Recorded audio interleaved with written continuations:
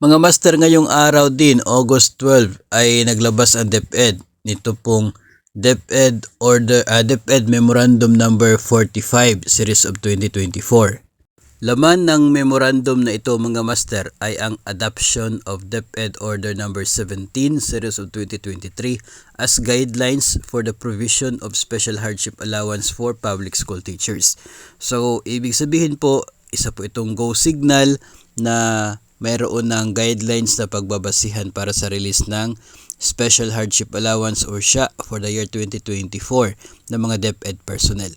For the meantime, while waiting po sa bagong guidelines ng Special Hardship Allowance, yung laman muna ng DepEd Order Number 17 Series of 2023 ang basis po sa pag-release ng Special Hardship Allowance hanggat hindi pa po lalabas yung bagong policy, bagong guidelines.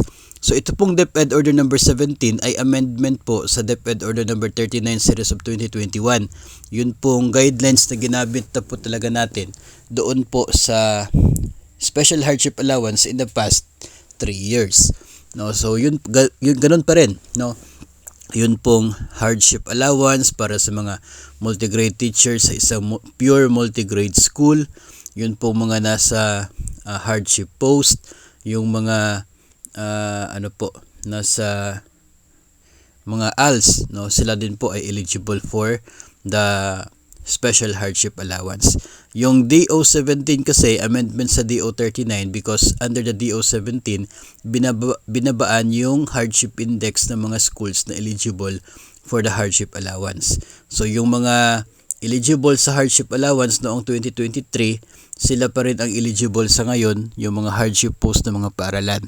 So hindi pa po siguro lumabas yung bagong hardship index ng iba't ibang mga paaralan sa bansa, kaya hindi pa po lumabas yung bagong guidelines. So bagamat waiting sa bagong guidelines, at least ay ini-implement ng DepEd yung previous po na basis. Kaya it means na pwede na mag-process ng mga hardship allowance ang mga eligible personnel ng DepEd as provided sa DepEd Order Number 39 Series of 2021 at sa DO17 Series of 2023.